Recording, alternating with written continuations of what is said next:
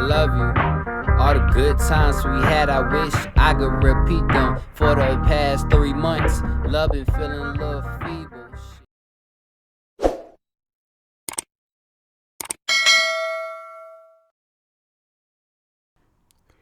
What's good, y'all? Welcome back to another video. I just woke up. It's 10. We can see right here, disclaimer. If you use this, and if you're not, I'm doing it in an educational way to inform y'all why music is good to change. And I'm criticizing. Oh my God, I'm stuttering. What the fuck? I just woke up. I was snacking on my. I don't want y'all ain't gonna be able to see it, but I was snacking on this. You know, my goldfish, good as hell. Like it's the piece of goldfish, and then I was drinking my alkaline water with electrolytes. And I feel good. I feel great. So today we're gonna be trying to understand why Earl Sweatshirt sabotaged his career. My rap, I realize how I rap, I'm leaning more towards Earl Sweatshirt than anyone else. I don't know why. That's just my style. But let's get into it. Y'all be sure to like, subscribe. If y'all want to support your boy, cash at me at Thomas King. Well, I honestly forgot my cash app. It'll be in the link below. Let's get into it. Some artists are born to buck trends, whether it's in the realms of jazz, rock, electronica, or hip-hop itself. There's always going to be outliers that move in ways that seem completely incomprehensible to most people. But for those that get it, they'll really get it, and embedded into their hearts and minds with the knowledge that this music is theirs. Ever since he came out of the gate swinging with the rambunctious Odd Future Wolfgang Kill 'Em All, LA's Earl Sweatshirt has always eared towards the side of confronting hip-hop's norms rather than abiding by them, amassing no shortage of die-hard fans along the way. Notoriously removed off YouTube on countless occasions for his gore-laden visuals, Earl, the title track from the debut mixtape of the same name, quickly marked the teenaged MC as an excited prospect. Somewhere between foul-mouthed delinquent and a prodigious nihilistic poet with technical ability beyond his years. The project quickly elevated the young MC to the status to the abrasive group's greatest wordsmith. But just as the taboo-shattering collective's stars started burning bright, enough that the entire world was forced to take notice, Tebe was obscured from public view. Concerned for his welfare and the wayward path that he was heading down, Earl's mother, Cheryl Harris, a decorated professor in civil rights and civil liberties, forcibly isolated him from the group by shipping him off to a strict Samoan boarding school. Yeah, I knew that was traumatizing. I hate when, no disrespect to my boy, get your bread, you know what I'm saying? But I can't watch you, not today. Upon returning, Earl's worldview had been unalterably changed. Gone were the sophomoric sexual violence jokes and gross-out punchlines. In their place, a young man that seemed to have increasingly less use for his outmoded mindset. In a GQ Q&A that coincided with the release of his 2013 debut album Doris, Earl saw no way to reconcile the man he'd since became with the boy that he once was when he first appeared in the public eye. I'm grown now. I was a little ass kid in 2009. I figured out. Well, not figured out, that's ridiculous. Not in some pretentious way, just as a result of time. Defining the peril lyricism of the past as my way of screaming because I don't yell, his first post-Samoa project still bears shreds of resemblance to the brash and mischievous teenager that he once was, but offsets the edginess with. So, my theory is, well, it's not really a theory. I realize with myself, I'm ignorant because of my age. And it has nothing got to do, well, you're 18, you supposed to know all this stuff. I'm ignorant because I literally came out of my mom 19 years ago. Like, I'm still freshly new. Compared to a lot of people, we still freshly new. And you don't know shit compared to a 40-year-old that lived my life twice and some change.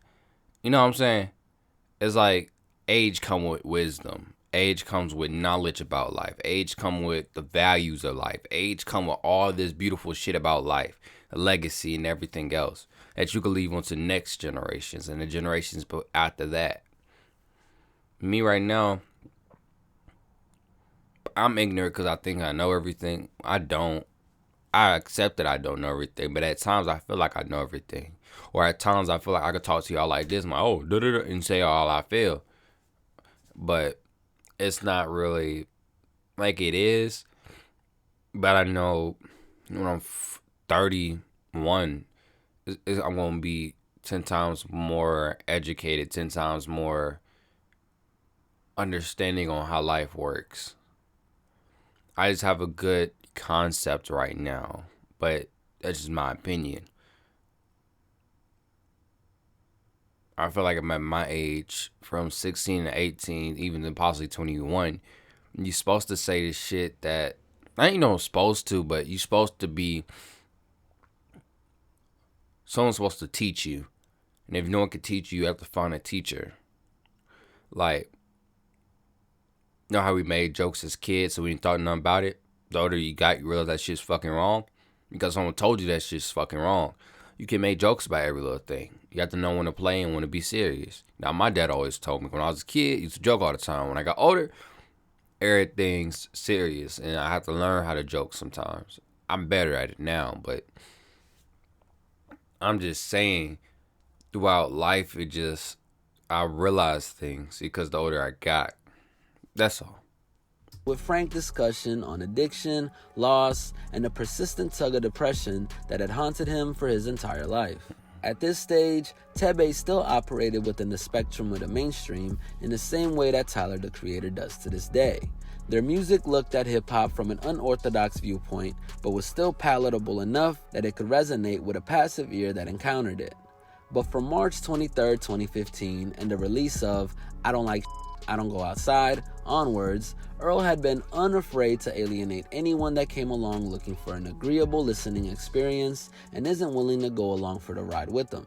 Through the masterful soul-exercising 10-minute journey that is Solace, to the fragmented ruminations of grief, hope, and everything in between that can be found on the thrilling Some Rap songs, Tebe has confounded the masses while keeping his hardened fans entranced.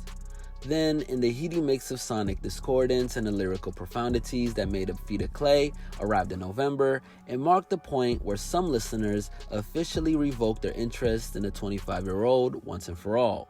Some tweets reacting to it and Earl in general after its release. Hold up. I'm officially retiring from bumping new Earl Sweatshirt 25? again.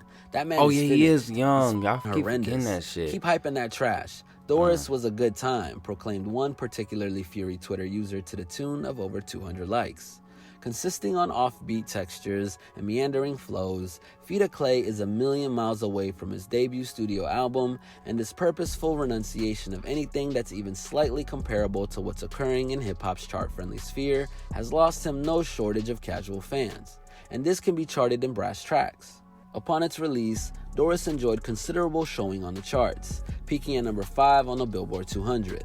Now, 6 years later, the lo-fi offering that is Feet of Clay's reached its highest height 102 a full 15 days after it was released. But where other artists would sound the horn and look to rectify this as quick as possible, this plummet down the charts is all part of Earl Sweatshirt's agenda. Revealed by certain sectors of the hip-hop consumer base, but universally praised by critics, what other people would see as a commercial failure is what Earl now sees as a creative triumph and one that allows him to take control of who he is and where he's headed. Freed from his Columbia Records deal, a January 2019 profile with Pitchfork saw Earl divulge that, "I'm excited to be free because I can do riskier shit." Left to impotently rage against the label that had infamously fumbled the rollout to his second album in 2015, Feet of Clay marks complete and utter liberation, and for Earl, it means heading back to the carefree creativity that only comes from knowing the world isn't watching you. It's like that point when you were 16. It wasn't to chart, I was thinking about the art of it. That type of awareness lets you do the experimental that you want to do.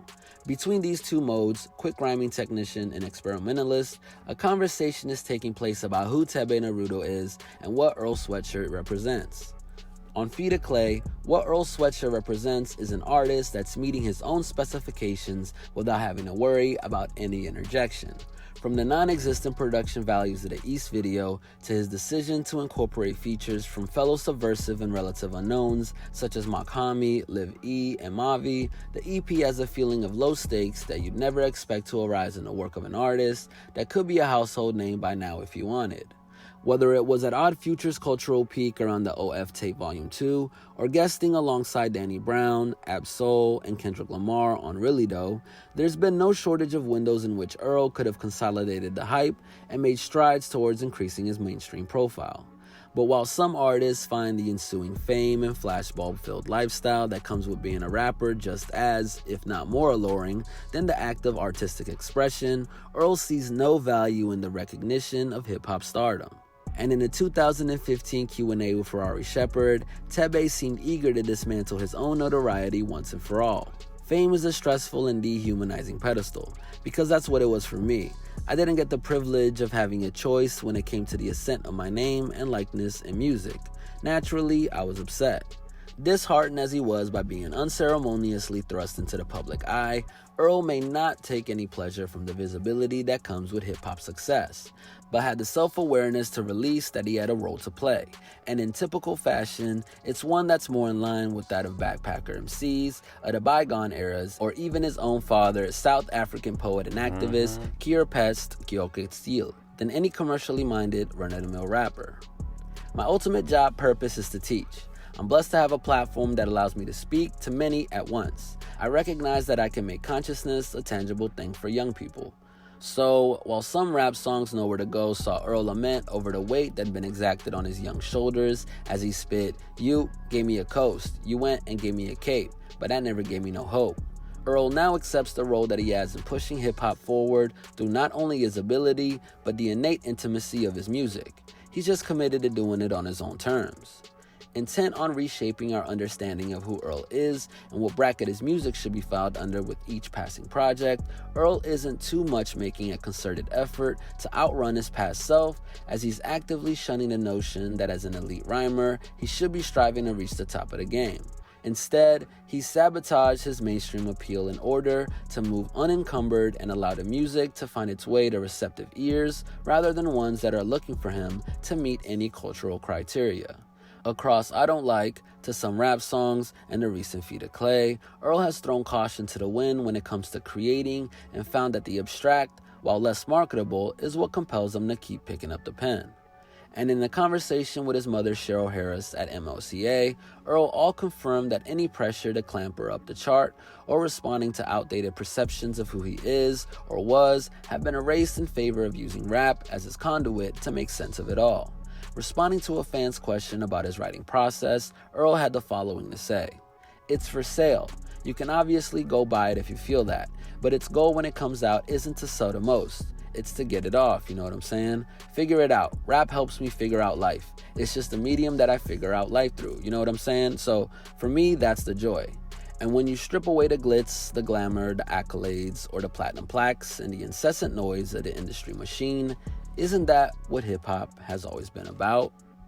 This has been a True, it has. But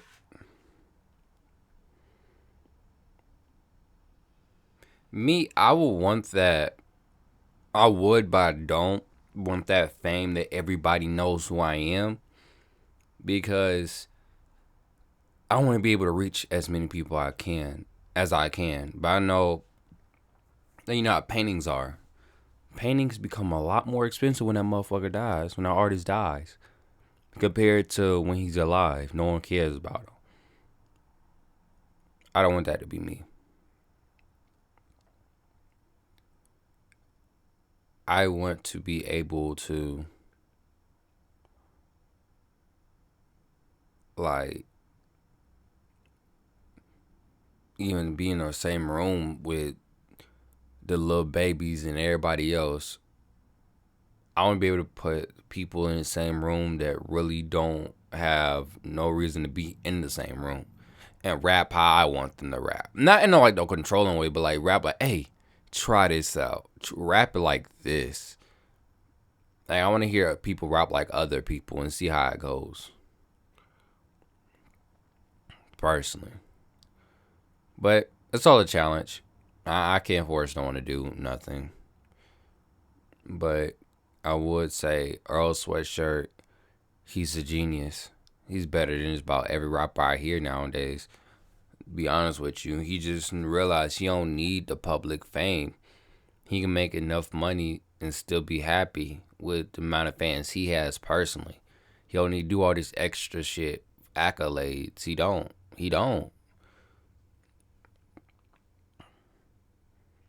So I mess with that.